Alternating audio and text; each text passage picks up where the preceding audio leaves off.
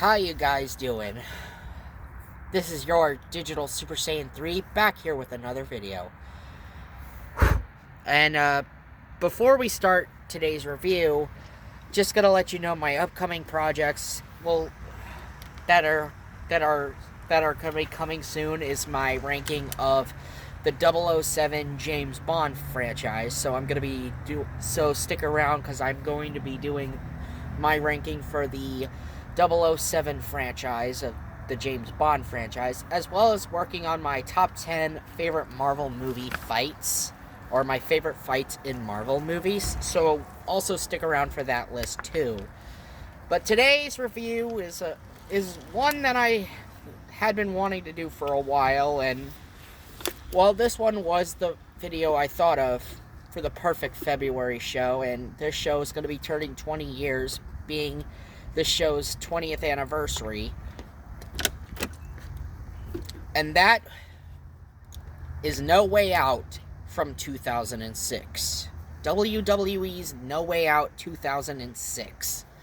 And this was a really, really good show. I am surprised that this pay-per-view still holds up extremely well, considering this was the best pay-per-view during the year of 2006. For the most part, the show took place on February the 19th, 2006 in Baltimore, Maryland at the First Mariner Arena. This was a SmackDown exclusive pay-per-view. That's right, it's SmackDown that is in charge, playa.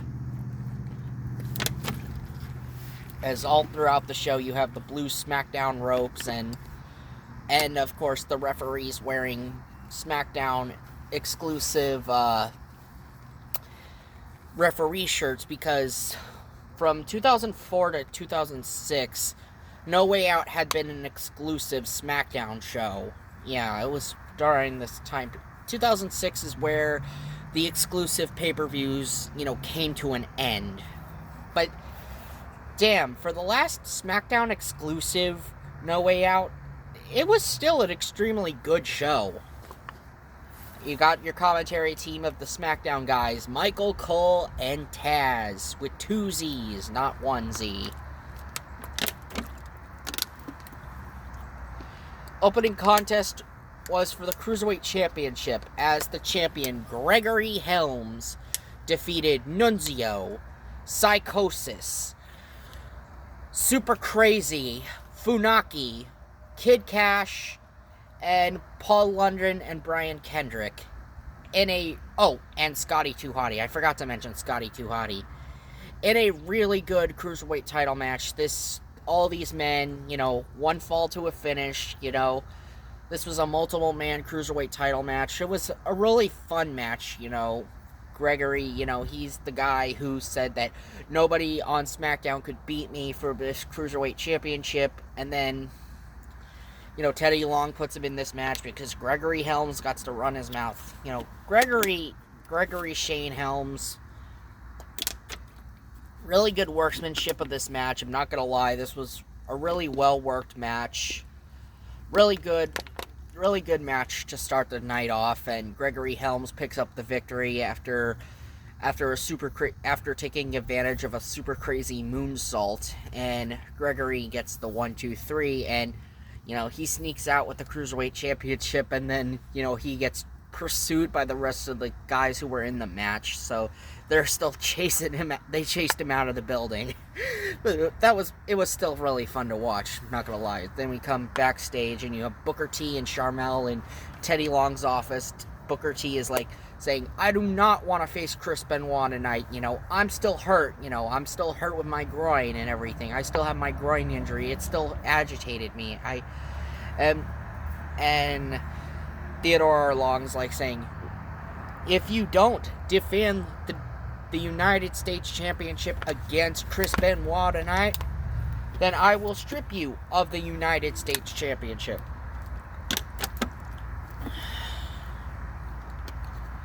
I mean, Sharmell gets on one knee trying to beg Teddy Long, and even Booker tries to do it. It was a really funny segment. I'm not gonna lie. Booker T. Man, Booker T. Just... Oh. I love Booker T, not gonna lie. Then we go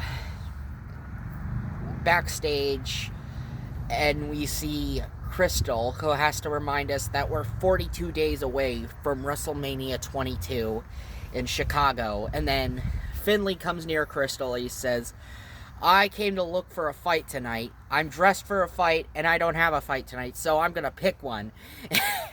And he picks up Crystal and takes her all the way into the ring. You know, he picks up Crystal, a announcer, and drags her into the center of the ring after walking out with her. Then Bobby Lashley comes out, and he and Finley brawl for a bit. Then JBL comes out, and Bobby Lashley is supposed to have a match with JBL. And we get into the match with Lashley and JBL, and it's not really that good of a match.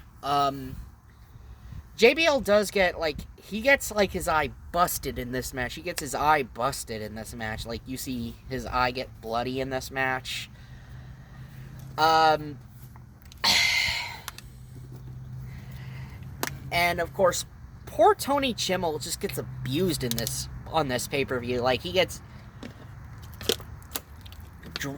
attacked by Finley, who comes back after Lashley had ran him off, and Finley causes Lashley's loss as he jabbed his shillelagh right into the throat of Lashley, leading to one clothesline from hell from JBL, and JBL gets the victory. So, yeah. So, the unbeaten streak that Lashley had been building comes to an end when Finley causes Lashley's unbeaten streak to end when he jabbed the shillelagh right into Lashley's throat. And Lashley had to be helped out to the back.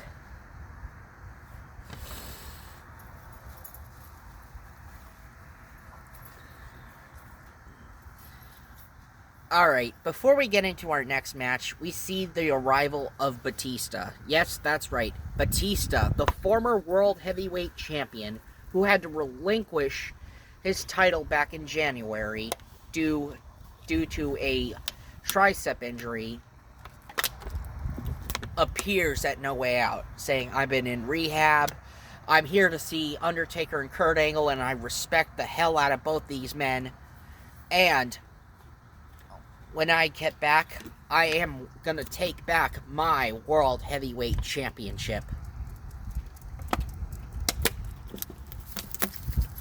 Because I never lost the World Heavyweight Championship. So, yeah, Batista gets a huge ovation, and then Randy Orton comes into Kurt Angle's dressing room while Kurt Angle is tying his boots up, getting ready for his match with The Undertaker later on in the night.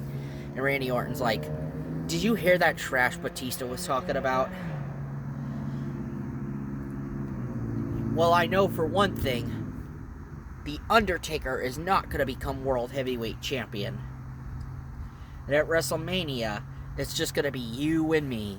And Kurt Angle's like, Randy, I'm not even focused on you tonight.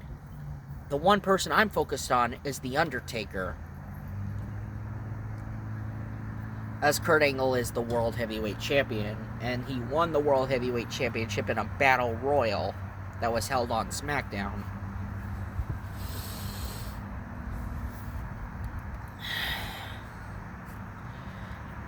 Next up, we get into our next match, and it's a non-title match as the WWE Tag Team Champions, Eminem, Joey Mercury, and Johnny Nitro with Melina, take on Matt Hardy and a mystery opponent of his choosing. So, who the heck is Matt Hardy chosen for his partner?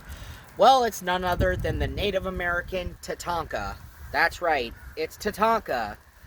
I mean, we saw him previously at the 2006 Royal Rumble, and he appears on this show. And he's Matt Hardy's mystery partner to take on Eminem in this non-title matchup. And Matt Hardy and Tatanka do end up getting the victory with a Samoan drop and Twist of Fate in stereo combo, and it led to Matt Hardy and Tatanka getting the victory. Joey Mercury was the one who ate the pinfall because Mercury has always been the sort of the fall guy for Eminem. He's mostly been the fall guy for Eminem. Because, I don't think Nitro's ever been pinned as much as Mercury. I think Mercury is the one who takes more of the pinfall losses than Nitro does. And, of course, you had Melina just screaming her head off like she always does whenever these guys compete. One thing about Melina, she's so freaking annoying. I could never get myself into Melina. I never liked Melina as much. Mainly because I just couldn't hear that. I couldn't get past that screaming of hers. I never been really a Melina fan, is what I'm trying to say. I've never been really much of a Melina fan.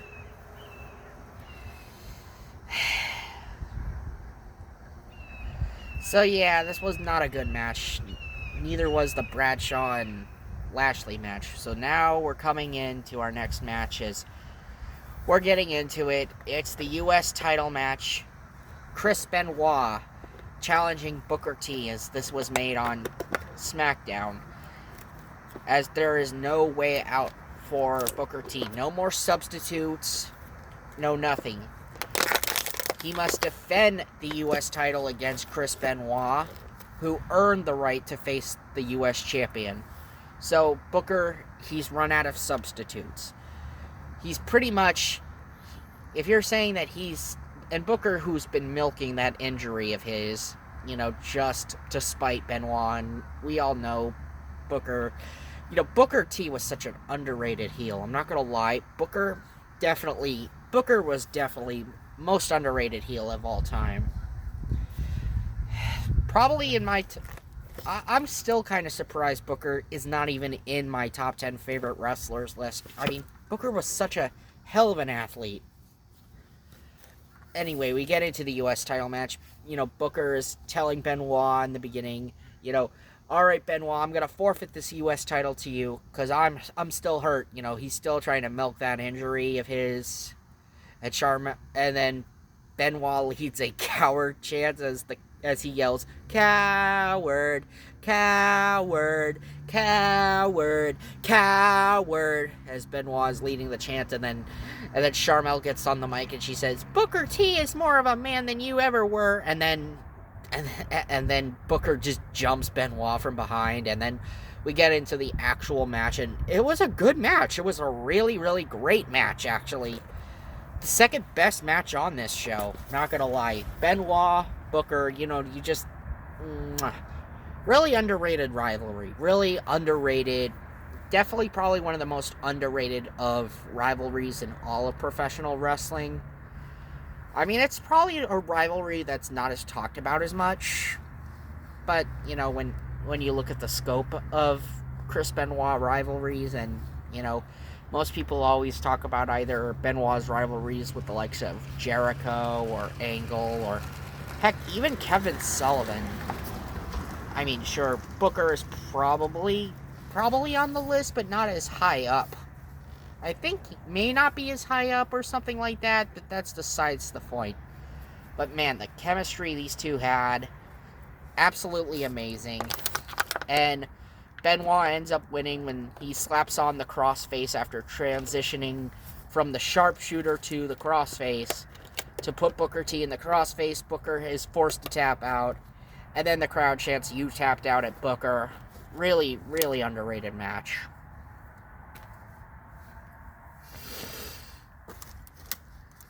Now we come into our next match, and it is for Rey Mysterio's title opportunity at WrestleMania 22, as he was egged on by Randy Orton to put his title opportunity at WrestleMania 22 on the line by Randy Orton. Randy Orton had to go and poke the bear, spending weeks disrespecting the memory of the late, great Eddie Guerrero. And Rey, who won the 2006 Royal Rumble, said, "You're on, Randy.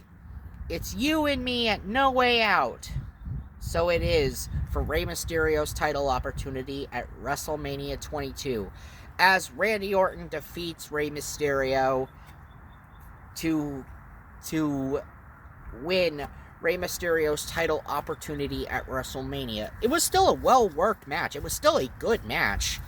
Randy hooked the tights and, and had his feet on the ropes. The referee didn't see it, and, the fans booed Randy out of the building, and Randy, had to rub salt in the wound after the win. He's like, "Hey, I'm going to the main event at WrestleMania, and where are you going, Ray?" Oh, yeah.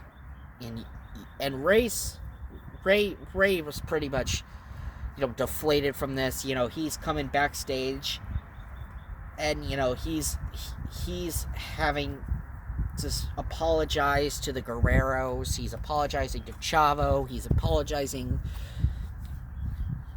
to Vicky. And, you see Ray's he's just deflated. We have this really solid embrace.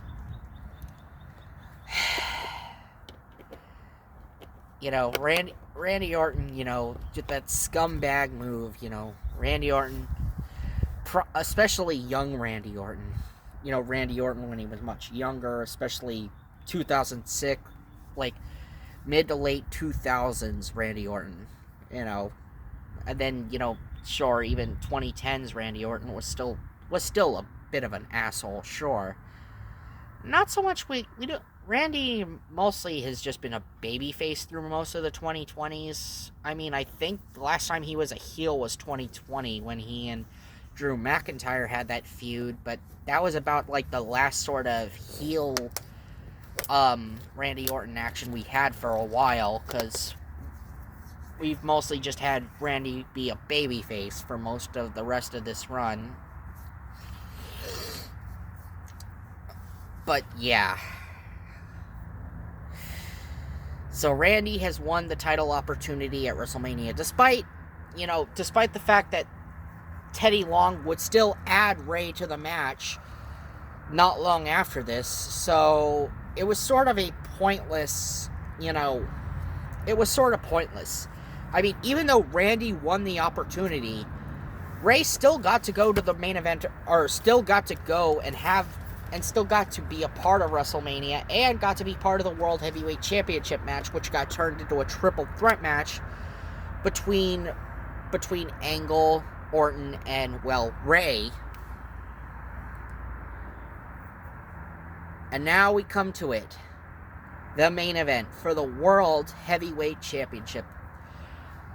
Kurt Angle versus The Undertaker. The Undertaker had returned at the Royal Rumble and set his sights on Kurt Angle, who had won the World Heavyweight Championship on SmackDown in a Battle Royale, last eliminating Mark Henry, and leading to Kurt Angle winning the World Heavyweight Championship. Angle successfully defended the title against Henry at the Royal Rumble, only for The Undertaker to arrive at the Royal Rumble and destroy the ring. And Undertaker saying, "Kurt Angle, you have one thing that I want, and that's the World Heavyweight Championship." And Kurt Angle says, "Undertaker, you have beaten the best, but I'm gonna break your ankle." So here it is. Undertaker, Angle. Man, unlike the matches they had in 2000 and 2001, man, Angle and Taker got better and better, chemistry-wise as the years went on, especially into 2006. Especially their two matches in 2006. They were just absolute fire. And this match between Kurt Angle and The Undertaker was the best of their series of matches against one another. I mean, you had reversal after reversal. So many different reversals. I mean, we've seen the Angle Slam be used. Like, Angle Slam Taker through the Spanish announce table. We saw We saw so many transitions into the ankle lock, but still, Taker still refused to tap out. Undertaker puts the triangle choke on Angle, and then Angle does a roll-up, rolls Taker up, rolls through to do a roll-up schoolboy. 1, 2, 3, and Angle is still the World Heavyweight Champion by a pinfall. And then, of course, it led to Taker, you know, having to end the show, just pushing Angle to the end of the corner. And then, you know, that's how the show ends. So that was No Way Out 2006. Final thoughts, it was actually a great show. It was definitely a show that still holds up even 20 years later. I mean, you had 2 amazing matches with the U.S. title match and the World Heavyweight Championship match. A solid opener with the Cruiserweight title match, and not to mention that really solid match between Rey Mysterio and Randy Orton. Though, we did also have a few stinkers on this show, because what other wrestling show wouldn't have their stinkers with Lashley and JBL, or the Matt Hardy and Tatanka match versus Eminem. But either way, it's still a really good show. Anyway,